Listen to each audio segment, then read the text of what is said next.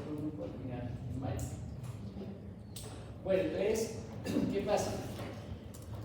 Este tema, como les decía yo, cuando hablábamos de trauma general, es algo que todo médico debe conocer. Yo les contaba que soy instructor de ATLS y que normalmente en los cursos de ATLS que se realizan, teóricamente está incluido el enfoque de manejo general de estas situaciones, porque son los pacientes pediátricos, los pacientes adultos mayores y los pacientes embarazados. Pues juega, no, con eso no estoy diciendo, cuando hablemos, por ejemplo, de trauma, el escenario de trauma, vamos a dar algunos aspectos de neurocirugía, y no es que el doctor Caicedo se crea neurocirujano, no es que el doctor Caicedo se crea obstetra, no es que el doctor Caicedo se crea pediatra, ni es que el doctor Caicedo se crea geriatra. No. Lo que pasa es que estos son conceptos básicos de un médico. ¿Ya? Porque podrían pensar eso. Esto es el curso que se dicta en el ATLS del Colegio Americano de Cirujanos y que uno como instructor le pone el tema que el coordinador del curso quiera dictar. Quiere decir que usted dicta este tema. Obviamente, pues prepara, se tiene, pero pues ya llevamos en esto más de 10 años. Yo soy instructor de ATLS hace unos 15 años. Entonces, yo soy para médicos ya graduado, básicamente, soy para especialistas, porque pueden asistir a anestesiólogos, cirujanos, etcétera, etcétera, etcétera. Bien, entonces, vamos a ver que en el trauma pediátrico son cosas muy concretas, lo que vamos a decir acá. Es una de las causas más importantes. Ustedes ya son pediatras consumados, ya pasaron por pediatría, pero van a pasar por cirugía pediátrica ahora. Allá pasaron también, ¿no? Pediatras y cirujanos pediátricos. Entonces, una causa importante y la primera causa en menores de 40 años. Bien. Segundo, las incapacidades que da el trauma pediátrico son altas. ¿Y por qué? Y dependen mucho de la edad en el momento en que surja la lesión del paciente. Ustedes entenderán que si un niño tiene una fractura, no le consolida bien, o lo tiene en la diálisis, que es el punto que le da, sino en la metástasis, el sitio de crecimiento óseo, lo que sea, pues va a tener de pronto una disminución de la altura y va a quedar con una pierna más corta que otra. O sea, son traumas que dejan secuelas supremamente importantes. La mayoría son por trauma cerrado. Sin embargo, pues ustedes saben que actualmente en nuestro país, pues los proyectiles de armas las bandas de adolescentes que suceden frecuentemente que ¿sí? Está aumentando las heridas por trauma abierto. ¿Ya? Y las causas principales son las bicicletas y en los adolescentes que manejen carro, pues accidentes automovilísticos. Importante desde el punto de vista que no puede recordar eso. Vemos que más del 50% es en la etapa escolar. El otro porcentaje importante es en la etapa preescolar. ¿Y en dónde sucede eso? En el hogar. Estamos hablando de los niños. Pero tengan en cuenta que puede haber abandono del niño, el niño puede quedar solo, etc. O la hermanita está cuidando al otro y no le para bolas y suceden los accidentes. Luego, accidentes automovilísticos y los del resto, porcentajes del 9-10% en los colegios, a lo que así son los niños. Entonces, hay que tener en mente eso, sobre todo que en las casas los niños no queden abandonados. ¿Cuáles son las diferencias anatómicas que van a tener explicaciones para la aparición del trauma? Primero, que la cabeza es más grande. Claro, los niños son cabezones, los lactantes. De hecho, cuando se están examinando, si son son cabezones. Entonces toca poner una almohadita para subirle 2 o 3 centímetros para que no le quede flexionada la cabeza, sino que quede acorde con el resto del cuerpo. O sea, una almohadilla que ponga de toras para abajo, ¿sí? Para que quede horizontal, para que la vía aérea no haya mayores obstrucciones. La vía aérea pequeñita y cortita. Vamos a ver que para eso necesitan equipos, digamos, que sean acordes para el manejo de un paciente pediátrico, lactantes, preescolares, están las famosas fontanelas, que eso ayuda en un momento dado ante una hemorragia, se pueden abombar. Entonces, estamos hablando de los niños, de los lactantes como tal. La columna es flexible y vamos a ver las consecuencias desde el punto de vista anatómico y lo que puede pasar en estos pacientes. Toleran mal que entonces es más elástica. ¿Qué quiere decir? Que si un niño tiene una fractura costal, implica que el mecanismo de trauma fue muy severo, o sea, es rarísimo. ¿Sí? ¿Por qué? Porque son elásticas. El neumotora lo tolera muy mal, la fisiopatología es igualita, el descenso de la tráquea, el cuadro clínico es igual, el diagnóstico, como hablamos la semana pasada, como hablamos esta semana con el trauma de los adultos. Y la piel, los órganos están allí, son muy vulnerables porque son delgaditos.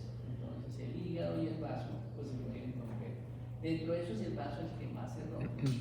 Pero vamos a ver que el enfoque de manejo no es como en el adúltero, sino que hay que ser bastante conservador para evitar la patotomía de los niños. Entonces, ¿cuáles son las consecuencias? Pues que hay un mayor número de traumas craneoencefálicos, ¿sí? Riesgo de obstrucción de la vía aérea.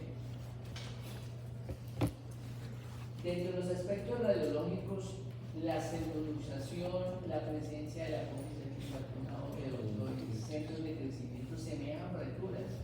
Entonces, aquí vemos una radiografía de un niño que está en la área de osificación de los niños, pero son muy elásticas y pueden haber pseudoluxaciones que son normales, pero aparece una cosa importante que es lo que está aquí en negro. Pueden aparecer lesiones medulares sin evidencia en las placas, sin evidencia radiológica. Entonces no se puede confiar uno de que la placa es normal, porque el niño puede tener una paraplegia que no se evidencia en las placas. Okay. Lesiones medulares sin fracturas, sin evidencia de luxación o subluxación. Los signos vitales son diferentes. Entre más pequeñito, recuerden que la frecuencia cardíaca es mayor, la frecuencia respiratoria, todo es mayor, va a ir disminuyendo en la medida en que llega la etapa de la adolescencia. El volumen sanguíneo es menor, aproximadamente 70-80 mililitros por kilogramo de peso. La diuresis es mayor entre más pequeños y el niño. La lactancia de 2 mililitros por kilogramo hora, luego los preescolares de 1 mililitro y los niños que ya están entre los 10, 12, 14 años, 0,5 a 1, o sea, ya se asemeja a la diuresis del paciente adulto. ¿Sí? Bueno. ¿Qué pasa en relación con el tratamiento? Entonces les decía que tenemos que tener en mente que los elementos tienen que ser acordes. No podemos atender a un niño en un hospital de adultos, ni un adulto lo podemos atender en un hospital pediátrico, porque no están los elementos. Hay una tabla que no sé si se las nombraron cuando la funcionaria pediátrica o cuando votaron en pediatría, la tabla está basada en la altura, en la talla del niño, y al lado aparece más parecido los tamaños de los elementos que se utilizan, por ejemplo, tubos de traqueal, catéteres, tubos de tórax, etcétera, etcétera, que el hospital debe tener para poder atender a sus pacientes traumatizados. ¿Okay? Se utiliza lo mismo, siempre atropina, de tonidato para relajar, succinilcolina menos de 10 kilogramos, menos de 2 miligramos, y el que tiene más de 10 kilogramos, 1 miligramo.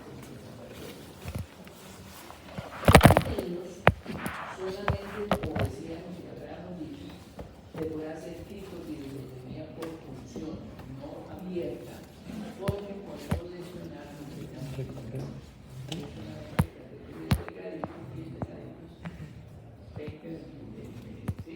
no gruesos sino delgados, para hacer la crico por punción, así como hablamos cuando lo hacíamos en el adulto. En el B, ponemos la aguja en el segundo espacio intercostal, no en el quinto espacio intercostal. ¿Okay? Y el tubo de tórax se puede colocar directamente, lo mismo en el quinto espacio, en el mismo lugar, pero como la piel está delgadita y en la pared delgada, entonces uno puede ponerlo un poquito más abajo, sube y entra la pinza, se seca y el tubo queda como tunelizado. ¿Para qué? Para que no se desplace tan fácilmente y no se vaya a salir. Para eso es. Pero como le digo, no es absoluto, se puede colocar directamente en el quinto espacio intercostal, línea axilar, medio. Bueno, en cuanto a las venas, la vía, primero pues intenta colocar venas periféricas, ¿sí? Entonces hay las auxiliares, la las médicas son expertas en eso, pero pues obviamente el ideal es que algún día los médicos pudiéramos también cogerles las venas a los niños, ¿cierto? Son más complicadas, igual. Pero la vía de preferencia es la vía intraósea, con calibres probablemente el 18 y el 15, por debajo de la rodilla, en la tibia, ¿cierto? Se pueden hacer venodisecciones también, principalmente en la safira. Lo que pasa es que si el individuo no está entrenado, pues obviamente se puede demorar mucho. Entonces, por eso se necesita un tipo de entrenamiento para eso. La presión sistólica está entre 70 y 90 milímetros de mercurio, más 2 veces la edad del paciente. Entonces, si tiene, por ejemplo, 5 años, ¿sí? Por 2, 10, más 70, pues sería 80, la presión sistólica. Y la diastólica es 2/3 de la sistólica. ¿Ok? Una bolemia, lo que decíamos, 80 por kilogramo. Aquí está lo que le comentaba. ¿Qué pasa con las indicaciones de la parotomía? Normalmente, como le digo, en un trauma pueden haber rupturas hepáticas o esplénicas. Igual, traumas cerrados, hablamos de accidentes automovilísticos, caídas, etc. En los niños se maneja igual con transfusión y glóbulo rojo, 20 mililitros por kilogramo de peso, ¿cierto? Se puede consultar, utilizar plasma, lo mismo, y plaquetas. Y se trata de estabilizar. Si el paciente no se estabiliza hemodinámicamente, podría ser necesario llevarlo a cirugía, porque la gran mayoría de estos pacientes, más del 80, se pueden estabilizar, y estos sangrados, sobre todo los esplénicos, son autolimitados. Porque, ¿qué pasa? Cuando uno termina operando un niño y encuentra un trauma esplénico, bueno, sobre todo el esplénico, que es el peligroso, de pronto puede terminar haciendo esplenectomías. Y acuérdense que ese es un problema muy serio para el niño en futuro, porque antes de los 4 años no hay esa madurez inmunológica, y es fundamental para esa madurez. Y queda con trastornos de por vida de inmunodeficiencia. Entonces, ojo, porque el manejo no es igual, eso se va controlando por FAS y la parte hemodinámica del niño, para saber si se opera o no se opera. Claro, eso lo decide quién, el cirujano pediatra o el cirujano general en caso de que no haya un cirujano pediatra. ¿Bien? De hecho, pues nosotros como cirujanos rotamos por el área pediátrica cuando estamos en entrenamiento, Y cuando uno ha ejercido en áreas donde no se logran pediatras, pues le ha tocado operar niños. ¿Bien? Bueno, en cuanto a la D, lo que cambia en la escala de coma de lado es la verbal, ¿sí? Porque los niños son lactantes, tienen balbuceo, puede estar irritable, o llora, o tiene quejidos, pero no va a poder decir muchas palabras. ¿Sí? Lo demás, la motora y la ocular es igualita que la escala de coma de lado. Lo que varía es la verbal. ¿Ok? Y el tramo craneoencefálico, los niños que son menores, a los de 3 años, tienen un diagnóstico malo. A veces es necesario medir la PIC, o sea, la presión intracraneal, desde que hablábamos del aumento de la presión adulta, porque ahí sí tenemos una ventaja, que tiene las fontaneras, cuando están tratando de cerrarse, ¿verdad? Y se dilatan, y obviamente están las fontaneras, y ayudan a que la presión de tanto se pueda compensar. Bueno, se pueden utilizar medicamentos para evitar las convulsiones, como son estos, que sepan la penicilina y la levetiracetam.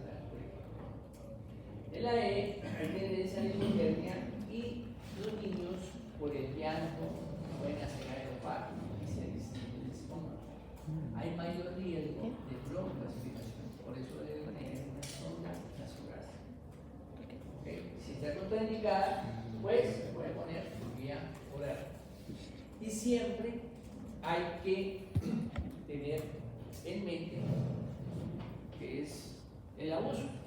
Pues históricamente todos los días lo vemos eso en los noticieros, las noticias de que el niño lo mataron, que lo violaron, o sea, eso es natural en nuestro país, es una cosa, una aberración que es frecuente, pero es importante, como le digo, que como médico uno tenga interés. Ahora, vamos a hablar del paciente anciano.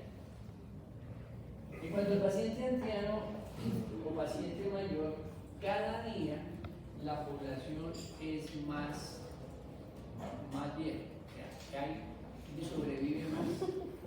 Se calcula que para el año 2030 un 20% de la población va a ser adulto mayor. Ahorita hay una nueva clasificación de los pacientes mayores, no la trae porque realmente una idea de darle unas pautas sobre el enfoque de manejo del trauma en estos casos. Y pues generalmente, ¿qué pasa? Pues se puede caer el paciente por alteración del equilibrio, accidentes automovilísticos, se quedan dormidos, fumando, entonces pueden hacer incendios y consumo de alcohol, porque aumenta las alteraciones psicológicas del delirio. Entonces, con ese paciente no se puede quedar solo, por todos estos riesgos, se puede caer en las escaleras. Las principales diferencias anatómicas son la disminución de la capacidad respiratoria, de la masa encefálica, lo de los órganos de los sentidos, aumenta la arteriosclerosis y restricción vertical en los pueblos de aneurisma de aorta, les habló del 5.5, hay los que nos pueden indicar que decía el diámetro de ruptura del aneurisma, etc. Disminución del agua, alteraciones nerviosas, problemas coronarios, hipertensos, problemas renales, y que esto nos lleva a unas consecuencias fisiológicas de algunos cambios.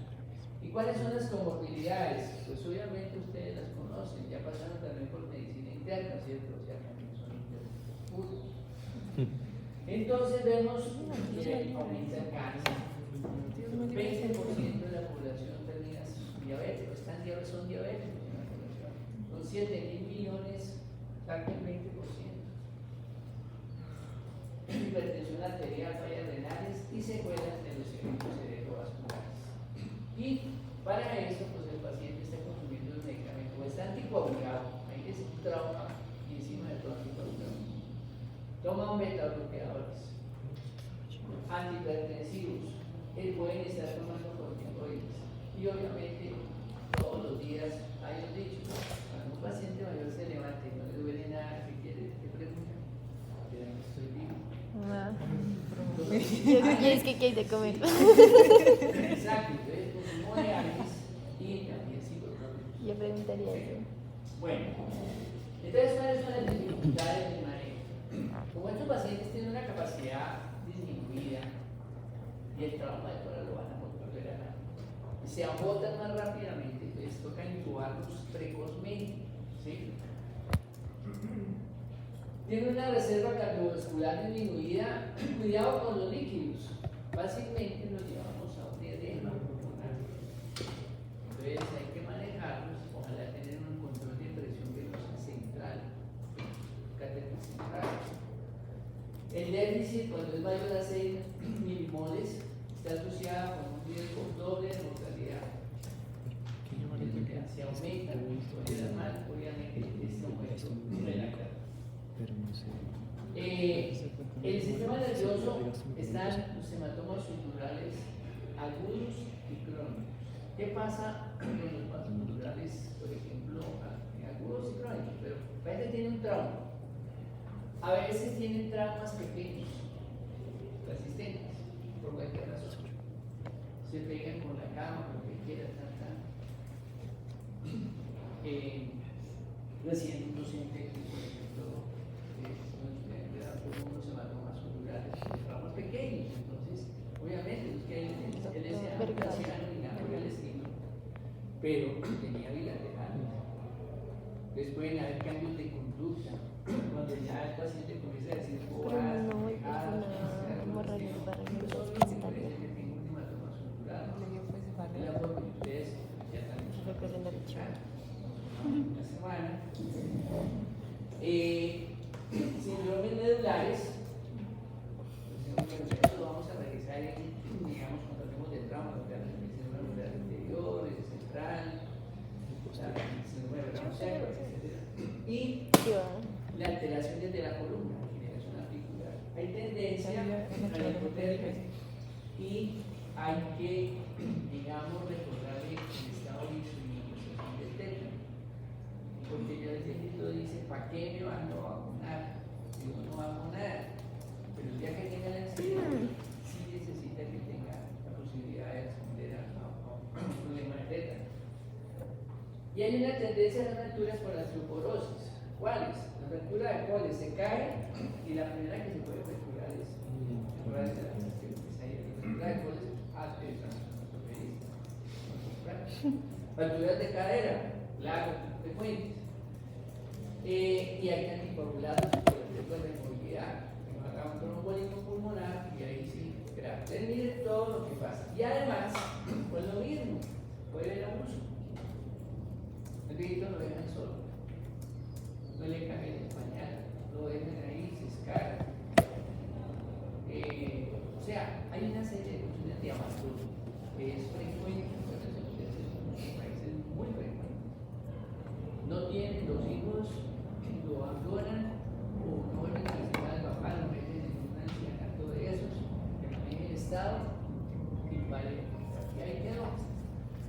Entonces, eso se llama 30 segundos una cosita, no te preocupes, es que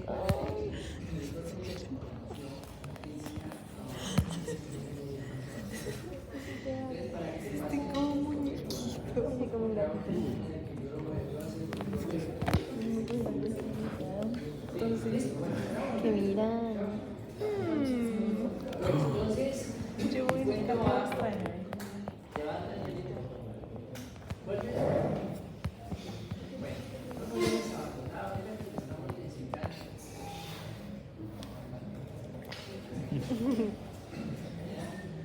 Bueno, muy bien.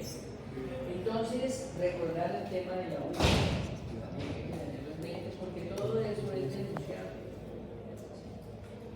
Y llegamos al tercer tema, que es el trauma neuronal. Aquí vamos a hablar un poquito más largo de ti. Y es más largo entendido porque definitivamente no solo está la madre, sino que está el perro. Y ahí no estamos hablando de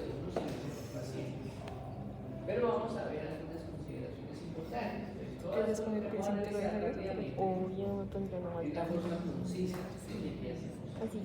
Entonces, desde el punto de vista tecnológico, una estadística que nos saca, Ay, qué el puto uso de la TLS necesitamos del 5 o 7% de todos los embarazos, el grave representa un 8 y un 20% de estos graves se mueren. La mortalidad materna global oscila hasta el 10% y la fetal en el 5.24%. Las causas principales: accidentes automovilísticos, las caídas y el abuso. Hasta un 17, por no decir 20% de las mujeres embarazadas son abusadas por cualquier tipo de maltrato. ¿Qué le pasa a la gente, güey? Físico, maltrato. Hay muchas causas de maltrato que hay que tener en mente y que ustedes no me juegan. Todos los días vemos eso. Los feminicidios, vemos que le pegó, que la dio, que la hizo abortar. O sea, un maltrato. Por ello somos enfermos mentales, tenemos una enfermedad mental. Bueno, entonces para esto hay que recordar 4 grupos de pacientes. El primer grupo es la mujer que no sabe que está embarazada.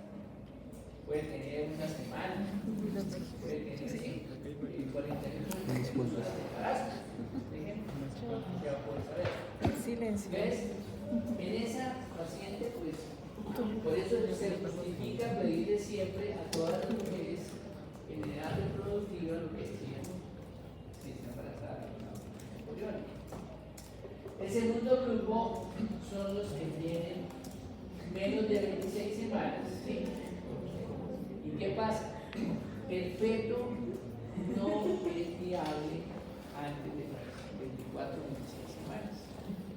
Por eso en Colombia aprobaron el aborto por debajo de A los 10 años. Entonces, a la Hasta los ley, 20. Mi mamá fue a averiguar y le dijeron que todavía puede abortar. ya la parte moral, yo digo, esa es la parte digamos, física, Se nota el pero consenso. obviamente detrás de eso ustedes entenderán que hay algo. Pensar que era una persona, un individuo que podría llegar a ser, Ingeniero. llegó a ser. Bueno, ¿ves eso? Pero de papa. Cada cual pueden alegar eso. Pero digamos, está aprobada aquí en Colombia. Ese es el segundo grupo, ¿cierto? El tercer grupo, las que tienen más de 26, y acá sí hay que luchar. Porque aquí el manejo, vamos a ver, es como si no existiera. Se trata de salvar, pero es como dirigido la reanimación aquí, a la madre.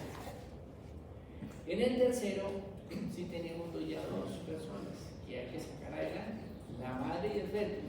Pero para poder sacar el feto adelante, necesitamos que la madre esté viva y que esté en buenas condiciones. ¿Sí? Ya mejorar y utilizar la primera. Y el cuarto grupo son aquellas que están en estado perimorte. Entonces, ¿qué pasa? Si ha habido un paro cardíaco, tiene que ser casi presencial o menos de 5 minutos para realizar una cesárea y sacar el feto y tratar de salvar. Obviamente se trata de reanimar a la madre, pero a tocar es sacándole el feto para ver si puede sobrevivir. La probabilidad de sobrevivir, por ahí un 5 o 10%, pero con esas condiciones, menos de 5 minutos. Ven viendo ustedes que las condiciones no son. Qué grave. Probabilidades son bajitas, ¿cierto? Pero es importante tenerlo en mente porque sí puede haber una probabilidad de sobrevivir. ¿Bien? Bueno, ¿ves que aclaran los 4 grupos? Sí, señor. Perfecto.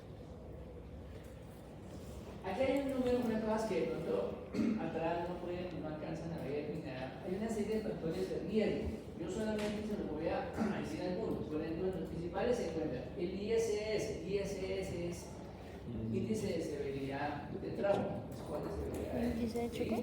Índice de trauma. Mayor de 9. Eso Índice de es un severidad de índice trauma. que de pronto lo ¿No es lo mismo? utilizas cuando No sé. la parte de trauma. Es por partes. ¿Cómo se saca? Sí. Pero acordarse de que es un factor de riesgo por estar por encima del 9. Yo también. La primera causa de mortalidad es el shock materno. Entonces, la paciente que está taquicárdica, digamos a las características fisiológicas y anatómicas de la paciente embarazada. La primera causa de mortalidad en los fetos es el shock materno. Ya vamos a mirar cuál es la segunda, que es el abuso placenta, el descubrimiento placentario. La acidosis, descrecimiento placentario, bicarbonato acético bajo, hemorragia feto-materna, trauma craneoencefálico grave en la madre. Bien. Necesidad de cirugía o anestesia, trauma directo al feto, tiro pulmonar o la estrellada ventrical. ¿Ves? Mayor a 160. Ese es muy chistoso. Decida al feto. Cuando está por encima, hay sufrimiento fetal, pero por debajo, en cambio también. Entonces, es lo que en un momento se llama como tips 1 y 2 de la monitoría fetal. Bien, eso lo van a ver ustedes, van a hacer los tetras la próxima semana, el próximo semestre. Ay, es otra semana. Ya la próxima semana, no, el próximo semestre. Ay. Pero como todos van a pasar, posible que hay algunos incluyen. En 3 meses, marica. Bueno, entonces, mecanismo de Sí, trauma, estamos al revés. proyectil por arma de fuego, produce muerte fetal en un alto porcentaje, vamos a ver que más del 70%. No uso de cinturón de seguridad, o sea, Sí, le toca solo. o usarlo mal. Ay, sí, El cinturón de qué seguridad debe pesado. quedar sobre casi sobre el tubo y la parte de abajo. Pero si lo colocan ¿Qué es el sobre apellido? la barriguita embarazada, sobre el útero, pues no es fácil que se rompe. Ay, La pero es monitoría mejor que fetal, más sensible. Bueno, listo. Entonces, esos serían los factores de riesgo para una mortalidad fetal y materna. Entonces, ¿cómo lo diagnosticamos? Pues vamos a tener en cuenta los 4 grupos que ya vimos anteriormente. ¿Sí? ¿Ya se acuerdan? Las que no saben que están embarazadas. ¿Sí, ¿alguna vez vieron eso? No sabía que estaba embarazada. ¿Qué cosa? No sabía Bien, que estaba bueno. embarazada. Y puede ser por trauma cerrado o por trauma abierto, herida proyectil de arma de fuego o herida dural por sorpresa. Bien. ¿Qué pasa con los cambios anatómicos que deben conocer ustedes? El útero se encuentra por debajo de la semana 12, por debajo del pubis, o sea, está pélvico. Alcanza el ombligo cuando está en la semana 20. Eso es en términos generales. Y en la semana 34 o 36 está ya sobre las costillas. Y en la parte final, las últimas 3-4 semanas, si el feto está en posición cefálica, desciende y el útero desciende un poquito. Esos son los que tienen más riesgo de peligro cuando hay fracturas pélvicas. Porque se rompen los huesos y el cráneo del feto pues puede fracturarse, se puede romper. Bien. Bueno, entonces eso es como para que recuerden estos números, que los puse en colorcitos para que los miren, ¿sí? 12, 20, 34, 36, 37. Ahora, si viene en una presentación podálica, pues ya les cuento porque no va a descender. La pelvis es complicado que pues, desciende, pero no la misma producción. ¿Cuáles son los cambios fisiológicos principales? Pues miren que es en todos los sistemas. Ve, la paciente puede contracturar, las glándulas mamarias aumentan de tamaño, se pone, cambia la comunicación de la areola, en la piel aumenta la transpiración, el sistema digestivo, digamos, No, porque yo no lo vi con ninguno. Pero se pone negro. Se pone gris. Se pone negro. Pero Se pone negro. recuerden que la progesterona se produce en el cuerpo lúteo para antes del embarazo. si quiero unas tortillas. No haya en la escamación del endometrio, en el sistema digestivo, en el sistema reproductor, pues la ausencia de la menstruación, la paciente puede presentar en el parto una depresión postparto, relativamente frecuente, cuando sobre todo son, digamos, embarazos no deseados, ¿cierto? Entonces, por eso. Y obviamente la Mi mamá. porque es un cambio natural de la naturaleza de la mujer, digamos, tener hijos, pero Sí me planeo. también hay que aceptar que es embarazada. El sistema circulatorio, aumento de la frecuencia, la presión arterial, en la columna vertebral, recuerden que hacen así, bueno, porque obviamente está la peguita. Sistema renal, aumenta la frecuencia de la adicción y obviamente pueden aumentar el peso en 7, 8, hasta 10 kilos. Bueno, los cambios cardiovasculares. Pablo está embarazada. Es importante que ustedes recuerden esto con las embarazadas. Se aumenta la bulimia en un 40-50% de los casos. ¿Sí? Los pacientes pueden tener anemia dilucional, o sea, van a encontrar hematocritos bajos. Es importante que conozcan esto, no que cuando les digan, venga, les vamos a preguntar a uno de ustedes que mi chinita ya va en quinto año de medicina, y es una dura. Y le muestran los exámenes y usted, uy, no, pero está anémica. No, está anémica. Ayer la doctora preguntándome qué Uy, es el mire, síndrome de tiene poliquístico. 18.000 nada. Sí, De ovario ¿es poliquístico. consulta o examen? Y yo no vine acá que me Es pregunten. normal, es fisiológico que el embarazo. Y en el momento del parto pueden llegar hasta los 25.000. ¿Recuerdan que yo les decía, cuando hablamos de abdomen agudo, dijimos que las embarazadas, los diagnósticos de apendicitis o de otra patología son difíciles porque siempre van a tener opositores. Entonces ahí toca ya valer bastante de la ecografía. Aumenta el bilirrubino, los factores de coagulación, disminuye la albúmina, miren que bajan los niveles están por encima de 3,5, pero aquí hay una hemodilución. La osmolaridad baja, ¿por qué? Porque aumenta la bulimia. Puede que la osmolaridad normal está entre 290 y 310 mililitros por mililitro. La tensión arterial baja en 15 o 20%, disminuye la presión venosa central, aumenta el gasto cardíaco hasta 1.5 litros por minuto. Gasto cardíaco es el resultado de La frecuencia cardíaca por volumen sistólico. Muy bien. Y en el electrocardiograma hay también taquicardia, hay una elevación de la eje hacia la izquierda. La elevación, el corazón se desvía hacia la izquierda. Hay aumento, aparición de las ondas C y ondas C invertidas o planas, y en las derivaciones 3 ABF y 3 precordiales. Y puede tener extrasístoles. Claro, porque obviamente está en el eje y puede tener extrasístoles. Entonces, esto es normal en una paciente embarazada. Ahora, a nivel pulmonar, ¿qué pasa?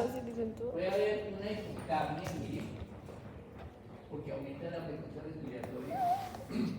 La placa de toras mostraría un aumento de trauma vascular y el consumo está aumentado, el consumo de oxígeno. ¿Qué pasa con lo de las placas? Vamos a mirar que, pues obviamente, si se tiene una placa, pero que tiene una enfermedad o alguna cosa, o un problema serio, tiene que estar protegida, ¿sí? Con un protector. Uy, no, estoy embarazada y no me Pero obviamente, que se vayan con su radiografía. digamos, ¿Radiografía? la dosis, vamos a mirar acerca de la dosis, la cantidad de radiación que Me puede aguanto recibir, lo que sea. y que el riesgo de Que me teratogénesis salga chueto. disminuye por encima de la 20ª semana. Entonces, en las primeras semanas, de la segunda a la séptima, rayos X prohibido, o sea, no se deben tomar. A no ser que, como les digo, prime estemos en un primer periodo o estemos en un segundo periodo que no sea viable y que sea indispensable hacer una práctica, una cosa de estas. ¿Ok? Bueno, en cuanto al sistema gastrointestinal, el vaciamiento gástrico está retardado. Luego, esta paciente siempre lo posible tiene que tener sonda, que las colocamos en C o las colocamos en E, ¿de acuerdo? Sí, señor. Entonces, ¿por qué? Por el riesgo de broncoaspiración. Y cuando ya en las últimas semanas, resulta y pasa que el intestino delgado se va hacia arriba. Entonces, pueden haber heridas muy complejas, de trauma penetrante, pero digamos que el útero va a protegerla de heridas vasculares Bien, vamos a ver que la mortalidad, como es menor en la embarazada, en el sistema urinario, sabemos que aumentará el volumen sanguíneo, baja la creatinina, disminuye, y aparece una leve glicosúrica. Entonces, hay que tener en mente eso. Uno de los tiene glucosa en la orina. Está todo alterado.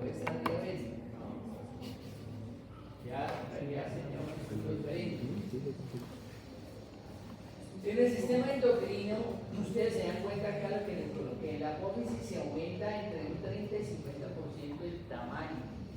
Y acuérdense que la hipófisis es el inhibitor del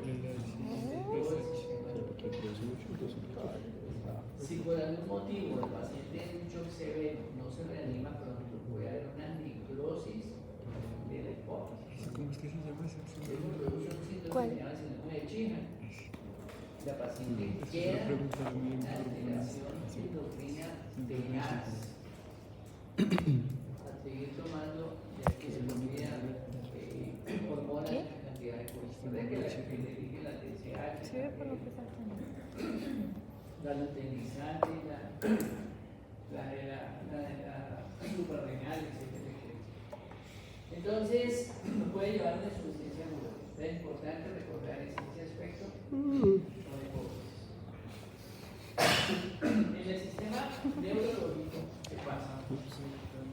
No confundir el trauma craneoencefálico con la eclampsia. Recuerden que la eclampsia se ve al final del embarazo. Hay hipertensión, proteinuria. Entonces, saberla distinguir, que no sea un trauma, obviamente con un TAC cerebral, que obviamente, como digo, con protección, si es necesario.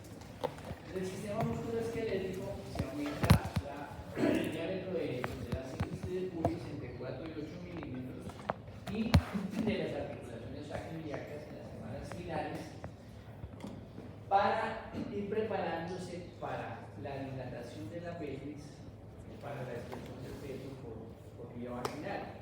Entonces, son cambios normales.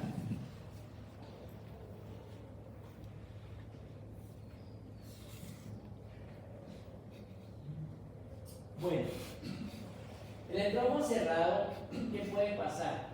Puede producirse lo que aparece ahí, un desprendimiento placentario que se llama la punción placenta. Se puede romper el útero, una mortalidad del 100% del feto. Hemorragia, recuerda que les mostré yo el trauma de ese paciente al comienzo de la trauma del día que hablé. Pues obvio, se ha roto el útero, pues estaba el feto ahí muerto. Hemorragia endomaterna, coagulación intravascular diseminada, y se puede saber si están rotas las membranas del líquido amniótico. La membrana amniótica es cuando el pH del fluido superior a 4.5. Entonces, el líquido que sale claro a través de la vagina, puede medir el pH, si es mayor a 4.5, quiere decir que se rompió las membranas y pues es un peligro porque puede llevar a infecciones, a colonitis y sepsis. Bueno, entonces son estos 5 situaciones que hay que tener en mente cuando estamos atendiendo a una paciente embarazada, traumatizada. O se le rompió el útero. ¿Sí? Mortalidad fetal del 100% y materna puede ser hasta el 10%, porque el sangrado no es muy grande. Desprendimiento placentario. Aquí ven ustedes unos porcentajes, ¿sí? Hasta con traumas menores. ¿Y por qué sucede eso? Porque el útero es elástico, músculo liso. La placenta es más fibrosa y es más fina. Entonces cualquier dilatación, pues como la otra no se distiende, se desgarra. Entonces esos vasitos se rompen y nos llevan a la producción placenta. Hay una prueba, pero mire usted, por ejemplo, que cantidades tan pequeñas. ¿Cómo se llama la prueba? Hay una para la hemorragia fetal-materna, entonces no se cuenta como cantidades ínfimas, 0.000. Pueden causar sensibilización materna. Cruzada. Hay una prueba que identifica si sucedió eso. Es este test de Klein-Hauer-Bell. Si hubo glóbulos rojos en una muestra de sangre. Se llama así. Sin embargo, la prueba negativa no la excluye. Sensibilización. Y vamos a ver al final que pues no es necesario solicitarla a toda paciente con trauma materno. Solamente nos ayuda a confirmar, porque es una negativa, no la excluye. ¿Ok? Sí, vamos a ver. Va, mujer. RH negativa debe recibir la vacuna, los anticuerpos, la inmunoglobulina a una dosis de 300 microgramos. Ya me tienen que poner. No me tengo. Bueno, entonces, en cuanto a la población intravascular diseminada, entonces sucede con cualquier desprendimiento y hay que medir cómo está el fibrinogen, que esté por debajo de 250 miligramos por decilitro, que no haya trombocitopenia o que no haya. Y acá estos dos sitios de sangrado pues hacen referencia al trauma hepático, trauma esplénico, trauma de la apéndice, etcétera, etcétera, etcétera. Los mismos embarazada. Entonces recordar estos 5 aspectos que debemos descartar en un trauma embarazada. ¿Bien? ¿Ya está? Bueno. Hay un algoritmo que utiliza el FAS, la ecografía, para saber si hay líquido intraperitoneal y qué se puede hacer. Es sencillo. Se puede observar si la paciente está por encima de la semana 24, o 20-24, pero la 24 porque no hay guantes, no es viable. Si es positivo para líquido, se mira la estabilidad hemodinámica, se mira si hay necesidad de hacer taca combinal para buscar lesiones no quirúrgicas y si no hay, pues se puede observar y seguir la observación con continuidad. Si hay una lesión quirúrgica, va para la patología, pero parece que está inestable. Si está inestable No, mentira, no. Que se muera el bebé. con o sin Porque no tengo mamá. irritación peritoneal, Por eso. va para la Se puede volver a tener otro hijo. Bien, esa es una forma, digamos, sencilla y grande de. No creo que sea. Me preguntaron las amigas. No me acuerdo. ¿Qué implicaciones tiene la parte de mortalidad en el trauma peritoneal? Se la aguantó. Dice, la mortalidad materna producida por el cáncer para el cuerpo es menor en la mujer embarazada con la no gestante. Ya les explicaré eso, porque la protege. ¿Okay? La muerte fetal ocurre en el 70% de los casos de que tienen lengua de huevo y hasta un 42% en la cruzada. Estamos hablando de el feto. Bien. Tiro en el útero, atraviesa al feto. La violencia doméstica, que es la parte del abuso. Entonces resulta que pasa que vamos a encontrar en la historia clínica que hay una discordancia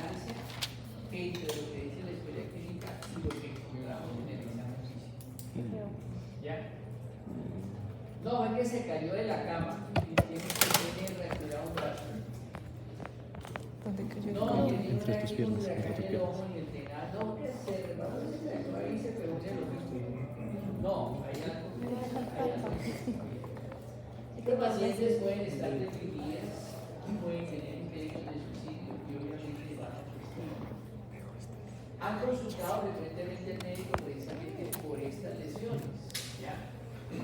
Y ella se hace la autoculpable. Yo soy la responsable que el que me pega, porque es que él me quiere mucho. No me pega. Yo, my father. Si nosotros no, O sea, ya eso. si no me lastimas porque no me quieren ver. Que si Es que en nosotros Colombia no. es bastante igual. O sea, el machismo, como le digo, terrible, y la mujer en un momento dado podría favorecer ese machismo. Ustedes saben que ya esto definitivamente está penalizado en el caso. La pareja insiste en estar presente en el interrogatorio y el examen y trata de monopolizar la entrevista. Entonces se mete con la paciente, la pareja, cualquier pregunta y la responde. Y no se quiere salir, entonces tiene uno que sacar a la pareja de la consulta para que ella exprese lo que está pasando. Yo, o se quita o lo saco. Y cuando se hacen las siguientes, esas tres preguntitas que estamos mirando ahí, se puede hacer el diagnóstico que está en el 70% de seguridad de que hay maltrato. ¿Y es cuál? Los golpes que nos estamos viendo. ¿Quién le pegó? Mi pareja. ¿Usted se siente segura con su relación? Y yo le dije, no, yo cada vez que llega borracho, me viene cuando me pega. Ya siempre me da miedo cada vez que llega borracho. Y la tercera, generalmente en un alto porcentaje, más del 70% son exparejas. Acuérdate que dice, el tipo le dice, si tú no eres para mí, No es tú no eres para mí. Ay, O sea, mierda. yo soy tu dueño. Y una vez que no por ejemplo, ellos están poniendo la mano, la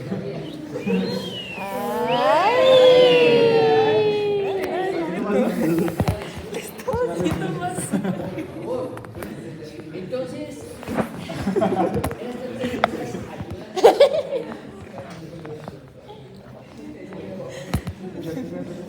dentro de los paraclínicos. Entonces los laboratorios son los mismos que hemos dicho para el tráfico, como clasificación, prueba de embarazo. No me dejo tomar una regla.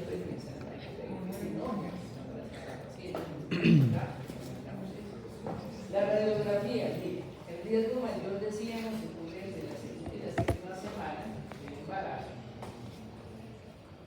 La dosis dice, depende del tipo de la técnica y la proximidad al útero. O sea, con una placa en la mano o algo y con protección, pues no tiene tanto problema. Pero la dosis acumulada máxima es de 0.5 centígrados. Y la teratogenicidad está disminuida por encima de la semana 20. ¿Te vas? ¿Qué te pasa? No, ¿Tienes joder. que ir? Sí. Toca ir a trabajar. Ay, que se me quedó tan mal. Súper imbécil. Cabin. No te lo ayudo a pasar a él, ¿no? Sí, Generalmente viene el examen. Bueno, muy bien. Bueno, entonces, está haciendo estos valores.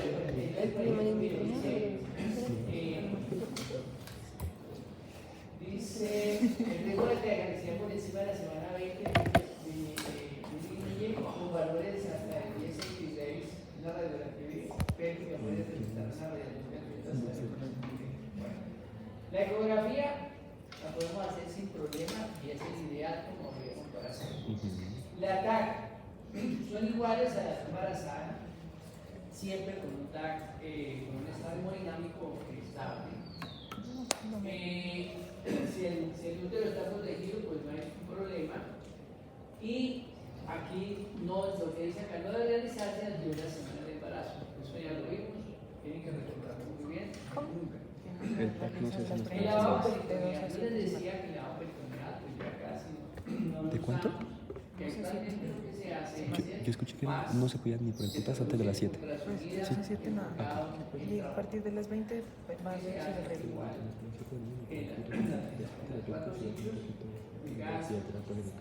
Cuando derecho, cuando izquierdo, Primera semana siempre Está formando chido. bueno, ¿cómo? Ya vamos a acabar. ¿Cómo se hace la evaluación de un paciente? Pues igual, se sigue el A, B, C, D, E. Importante recordar que por encima de del séptimo octavo mes, el útero comprime la cama. Entonces, cuando la paciente llega, decíamos que hay que movilizarla hacia el lado izquierdo, el útero, y levantarlo unos 15 grados, unos 10-15 centímetros sobre la tabla, para que el útero se quede allí y no tumbe el gasto cardíaco, porque puede tumbar el retorno venoso. ¿Qué problema hay? Miren que hasta un 35%, la paciente puede perder hasta el 35% sin manifestar. ¿No poner la boca abajo? Pues, ¿por No. qué? Porque Es por lo que puede tiene se hipervolemia. aumenta el 40-50% Sí. de volumen Se cerebral. colocan De la. Entonces, diagnosticar el shock no es tan fácil. ¿Bien?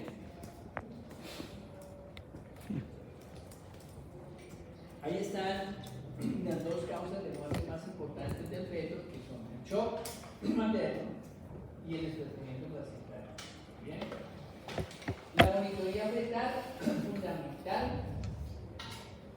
para ver, digamos, si hay una alteración de la frecuencia cardíaca que debe estar entre 120 y 160 latidos por minuto, y el 100% de los pacientes que presentan 8 o más contracciones uterines por hora desarrollan desprendimiento placentario.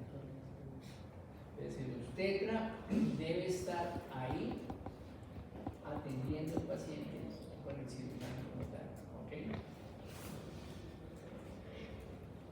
Hablamos ya del pH para la ruptura prematura de membranas y la C y D nos pueden llevar a la anemia de la muerte fetal.